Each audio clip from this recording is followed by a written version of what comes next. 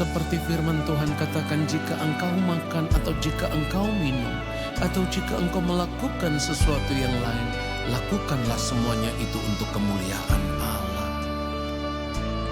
Kesempatan hidup yang Tuhan berikan, ku mau pakai memuliakan Tuhan, melayani, mengasihi sesama seperti Bapa mengasihiku. Kesempatan hidup yang Tuhan berikan, katakan ku mau pakai memuliakan Tuhan, melayani, mengasihi sesama seperti Bapa mengasihiku. Di sisa umur hidupku, selama ku masih kuat, apapun yang ku mau menyenangkanmu, ku mau menyenangkanmu, menjadi roti terpecah, menjadi anggur tercurah, menjadi berkat bagi sesama. Ketika kita percaya bahwa hidup kita telah dibeli dengan harga yang lunas dibayar, maka kita mau serahkan seluruh hidup kita dan mempergunakan tubuh kita untuk kemuliaan Allah. Katakan kesempatan hidup. Kesempatan hidup yang Tuhan berikan, ku mau pakai memuliakan Tuhan. Katakan melayani, mengasihi,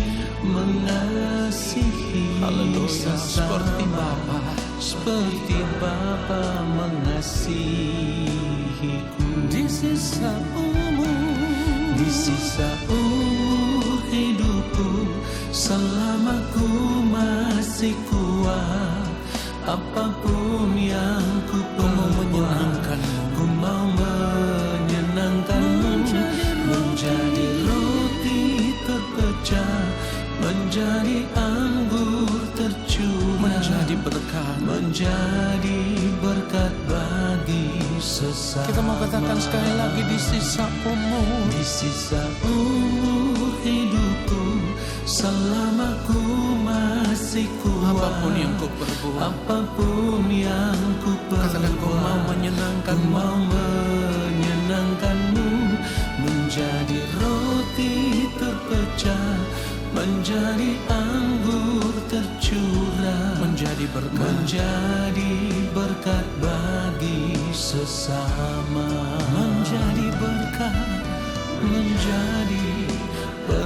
bagi sesama, menjadi berkat bagi sesama. Biarlah segala hormat dan kemuliaan hanya bagi Tuhan saja. Haleluya.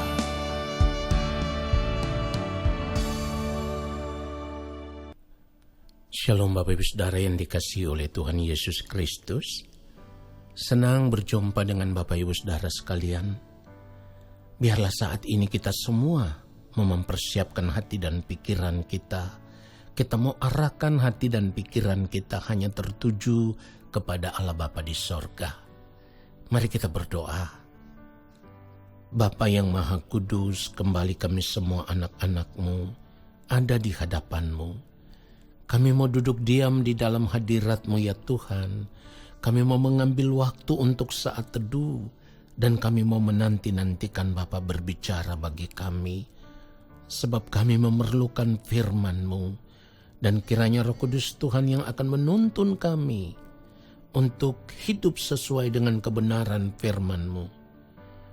Bapa, urapilah hamba-Mu.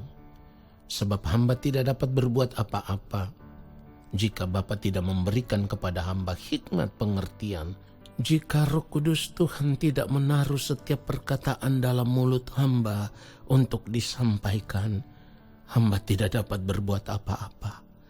Sebab hamba tidak ingin menyesatkan seorang pun juga ya Bapa.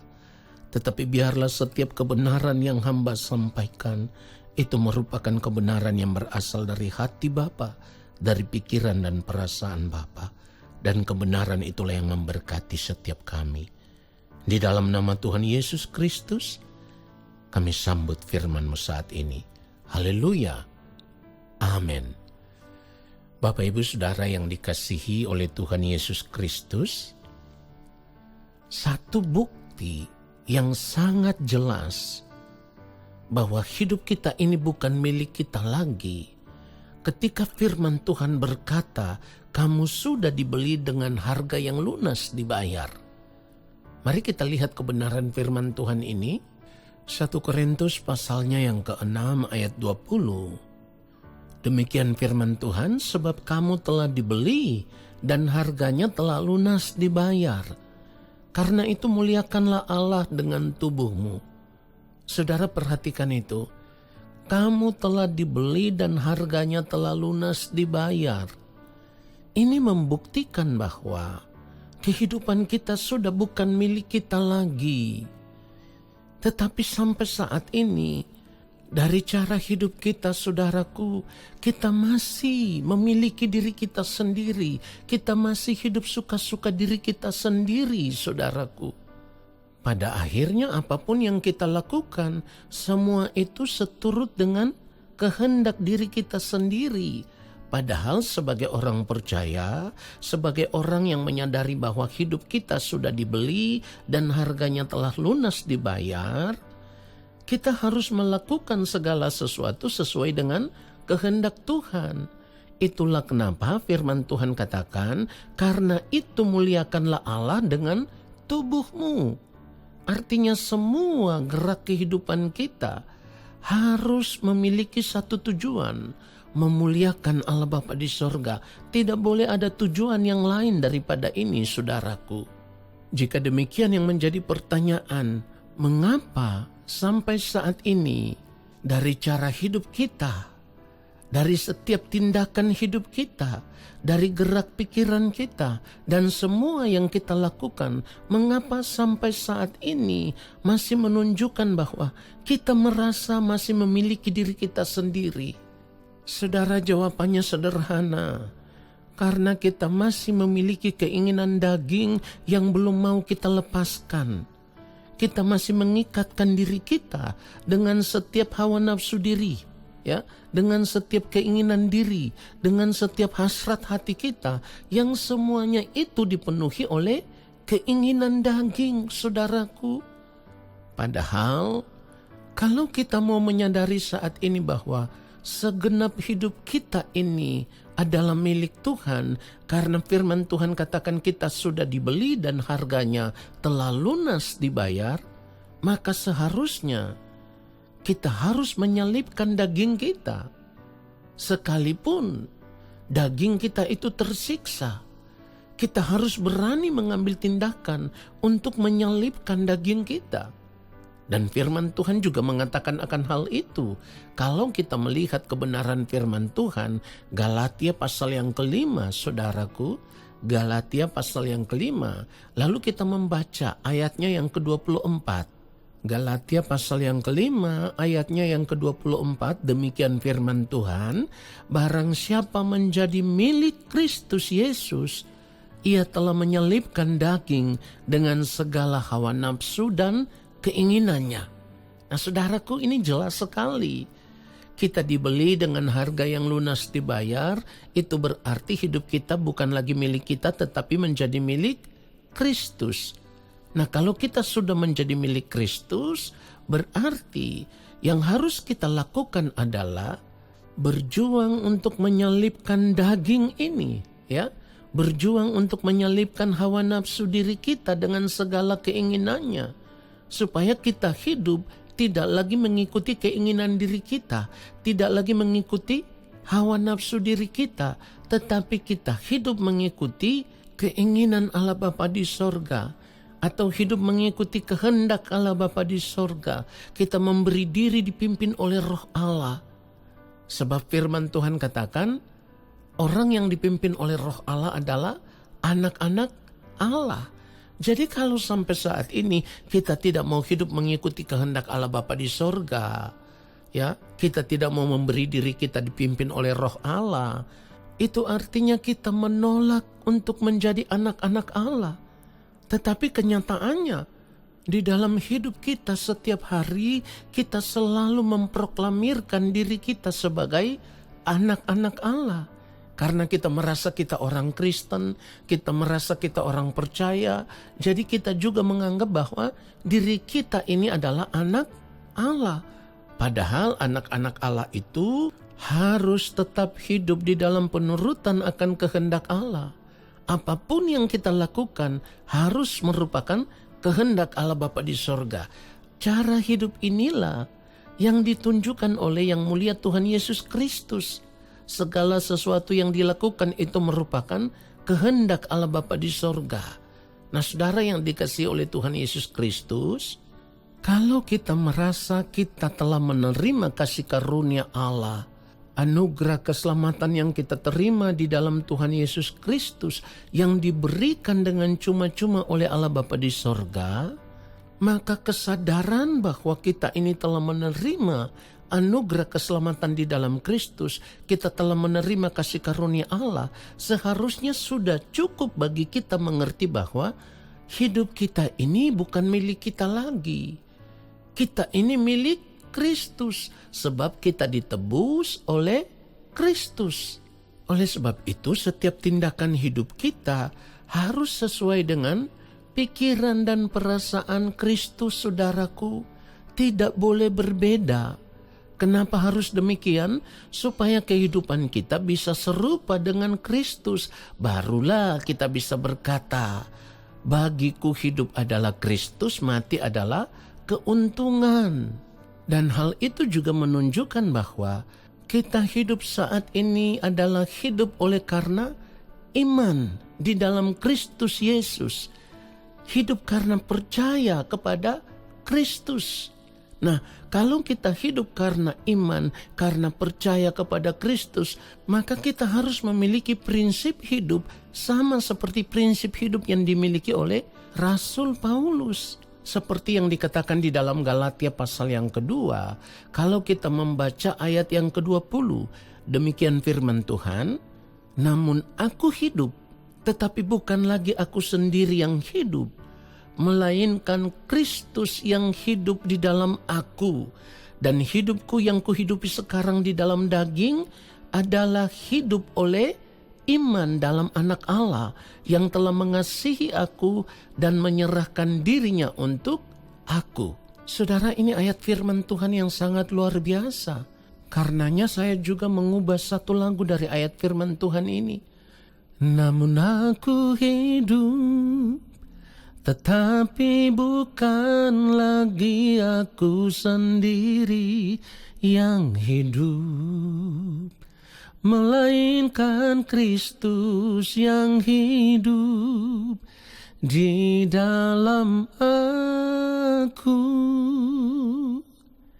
Namun aku hidup, tetapi bukan lagi aku sendiri yang hidup, melainkan Kristus yang hidup di dalam aku.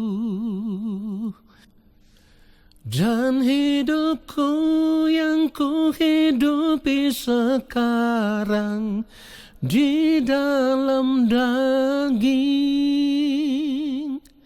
adalah hidup oleh iman dalam anak Allah yang telah mengasihi aku dan menyerahkan dirinya untuk aku. Jadi saudara, kita harus benar-benar mengerti bahwa Ketika kita percaya kepada Kristus, hidup kita sudah bukan milik kita lagi. Tetapi segenap hidup kita adalah menjadi milik Kristus. Menjadi milik Allah Bapa di sorga. Jadi bagi setiap orang percaya, setiap orang Kristen, setiap anak-anak Tuhan, setiap kita yang mau memilih untuk hidup seturut dengan kehendak Allah Bapa di sorga, hidup melakukan kehendak Allah Bapa di sorga, hal itu menunjukkan bahwa kita mau mengasihi Allah dengan segenap hati kita, dengan segenap jiwa kita, dan dengan segenap akal budi kita, bahkan dengan segenap kekuatan kita, saudaraku. Ini kehidupan kekristenan yang benar. Hidup di dunia ini hanya untuk mengasihi Allah, karena Allah sudah terlebih dahulu mengasihi kita, memberikan hidupnya bagi kita, supaya oleh pengorbanan Kristus itulah kita tidak akan binasa, melainkan seperti yang firman Tuhan katakan, kita akan memperoleh hidup yang kekal. Karena apa? Karena percayanya kita kepada Kristus. Jadi saat ini, mari kita sadari bahwa hidup kita ini bukan milik kita lagi, tetapi sepenuhnya telah menjadi milik Allah. Kalau sudah menjadi milik Allah, kita harus memiliki prinsip hidup yang benar. Bagiku hidup adalah Kristus dan mati adalah keuntungan. Orang yang menyadari hidupnya milik Allah, lalu hidup melakukan kehendak Allah, di balik kematian nanti, ia akan dikenal oleh Allah Bapa di sorga sebagai anak-anaknya yang berkenan kepadanya. Sebaliknya, kalau kita masih hidup dengan cara hidup kita yang lama, hidup di dalam keinginan daging, maka firman Tuhan katakan dengan jelas, keinginan daging tidak mendapat bagian di dalam kerajaan Allah. Itu artinya, kalau kita tetap hidup mengikuti keinginan daging, berarti kita memilih untuk binasa di kekekalan.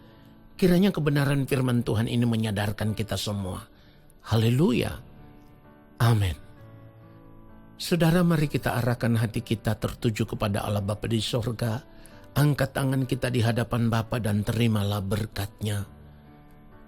Segala berkat kasih karunia daripada Allah Bapa di sorga, rahmat cinta kasih yang berlimpah-limpah dari Gembala Agung Tuhan Yesus Kristus, di dalam persekutuan dengan Roh Allah yang kudus, kiranya turun atas kehidupan kita semua, menyertai langkah hidup kita semua, dan memberkati kehidupan kita semua, sekarang dan sampai selama-lamanya.